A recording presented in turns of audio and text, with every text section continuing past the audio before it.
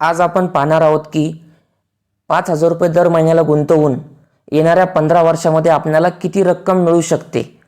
तर काय झालं, काल माझ्या कंपनीमध्ये एक नवीन मुलगा जॉईन झाला आणि त्यानं मला प्रश्न केला की SIP म्हणजे काय रे दादा। तर मी त्याला असं उत्तर दिलं, SIP म्हणजे सिस्टमॅटिक इन्व्हेस्टमेंट प्लॅन, म्हणजे गुंतवणुकीची एक सोपी पद्धत।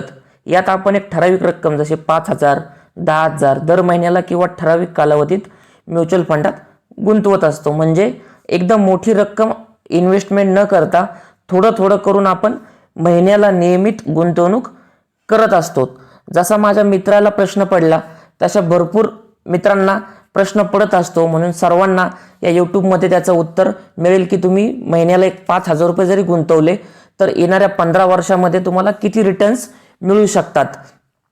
तर नमस्कार मित्रांनो, सोपी गुंतवणूक या मराठी यूट्यूब चॅनलवरती तुमचं सहर्ष स्वागत आहे।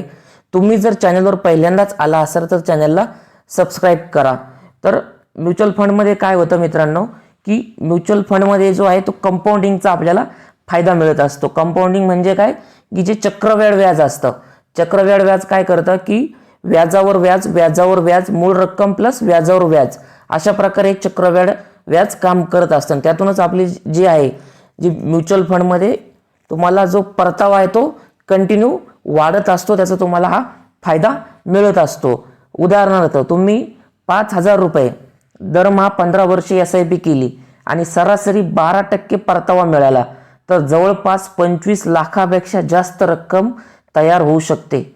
जरी तुम्ही प्रत्यक्ष फक्त 9 लाखच इथे इन्व्हेस्टमेंट करताय, पण जी मिळणारे पूर्ण रिटर्न्स आहेत ते 25,22,880 रुपये असे असू शकतात, 25 लाखापर्यंतचे असू शकतात।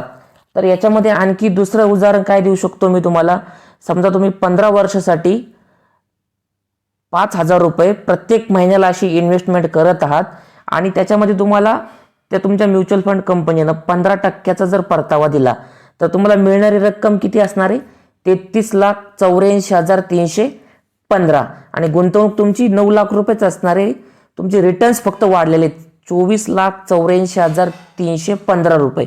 अगोदरच्या उदाहरणामध्ये तुम्हाला 12% परतावा मिळाला आहे आणि नंतरच्या उदाहरणामध्ये 33 लाख रुपये 84,315 कसे झाले की 15 वर्षासाठी 15% तुम्हाला परतावा हा इथं मिळालेला आहे।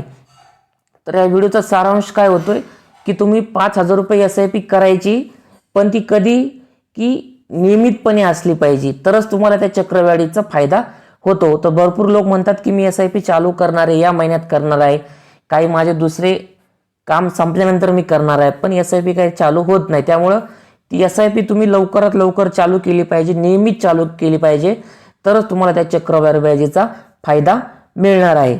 ही माहिती तुमच्या मित्रांना, कुटुंबियांना शेअर करा। तुम्हाला जर दिलेली माहिती आवडली असेल तर या व्हिडिओला तुम्ही लाईक करा, शेअर करा आणि खाली मला कमेंट करून सांगा की तुम्हाला माझ्याकडून कोणत्या विषयावर फायनान्शियल आणि एज्युकेशनल माहिती घ्यायला आवडेल। चला तर मग भेटूया पुढच्या व्हिडिओमध्ये। धन्यवाद।